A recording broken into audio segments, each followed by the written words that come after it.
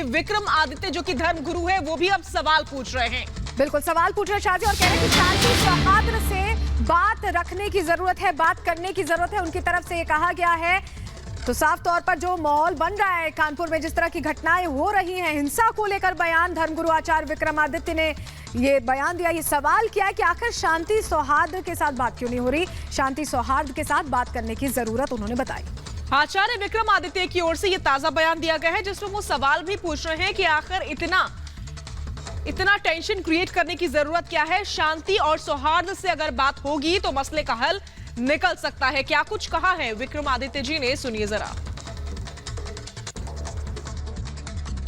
आज पूरे भारत में जिस प्रकार से हिंदुओं पर आक्षेप किया जा रहा है, लगातार हमारे देवताओं का अपमान किया जा रहा है, हम सहिष्णुता के साथ बात कर रहे हैं। कोई लड़ने की बात नहीं कर रहे, कोई तलवार नहीं उठाई जा रही, कोई पत्थर नहीं उठाया जा रहा है। शांति के साथ, सौहार्द के साथ समझाने का प्रयास किया जा रहा है।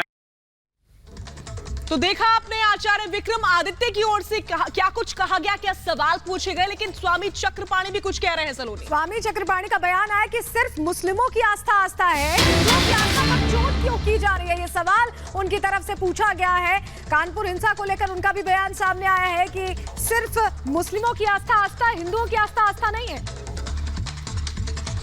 तो स्वामी चक्रपाणी की ओर से क्या कुछ कहा गया ये हम आपको बता रहे हैं। वो सवाल पूछ रहे हैं, हिंदुओं की आस्था पर चोट क्यों की जाती है, आखिर क्यों बार बार इसी को दोहराया जाता है। क्या सिर्फ मुसलमानों की आस्था ही आस्था है और हिंदुओं की आस्था कुछ भी नहीं। ये सवाल पूछ रहे हैं स्वामी चक्रपाणी महाराज। सुनिए क्या पूछा उन्होंने।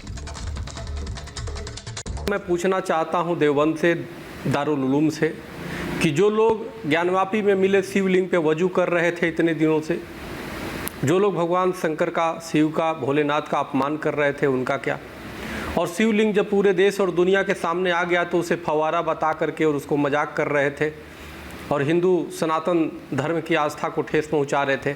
उनके खिलाफ देवबंद या दारुल उलूम या बड़े जो भी इनके मुस्लिम संस्थान है कब फतवा जारी करेंगे उनके खिलाफ, कब उनके खिलाफ कार्रवाई करेंगे।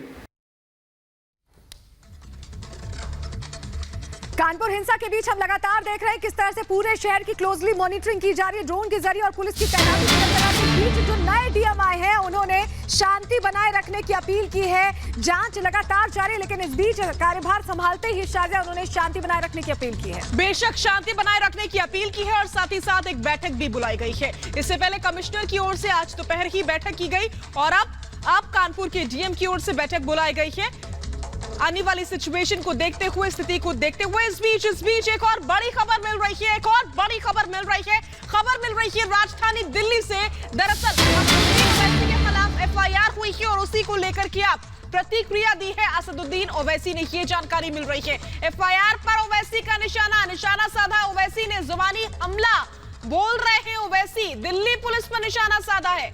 ये बड़ी जानकारी, एफआईआर में मेरे अपराध का जिक्र ही नहीं, ये कह रहे हैं ओवैसी के खिलाफ एफआईआर तो हो गई, लेकिन ओवैसी अब सवाल पूछ रहे हैं कि आखिर मेरा जुर्म क्या है ये तो बताइए, क्योंकि जो मैंने गुनाह किया है उसका जिक्र तो है ही नहीं इस एफआईआर में। सलोनी, बिल्कुल, तो बड़ी खबर लगातार हम बता रहे हैं और एफआईआर की कॉपी भी आपको दिखा रहे हैं। असदुद्दीन ओवैसी का नाम अभी के तौर पर इसमें है। रजिस्टर्ड एफआईआर को लेकर दिल्ली पुलिस पर ओवैसी ने सवाल खड़े कर दिए हैं और कहा है कि एफआईआर में मेरे अपराध का जिक्र नहीं है। देखिए जो ट्वीट किया है ओवैसी ने वो हम दिखा रहे हैं आपको।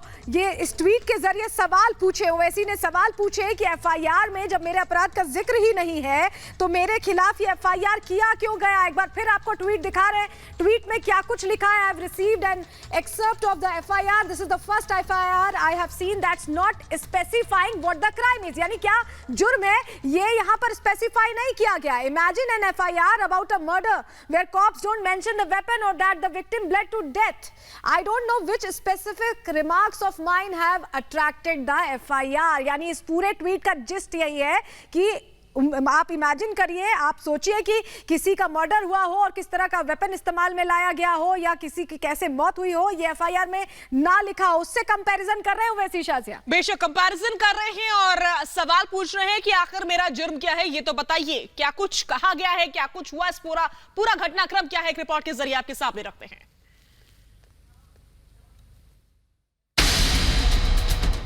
भड़काऊ भाषण को लेकर फंस गए भाईजान।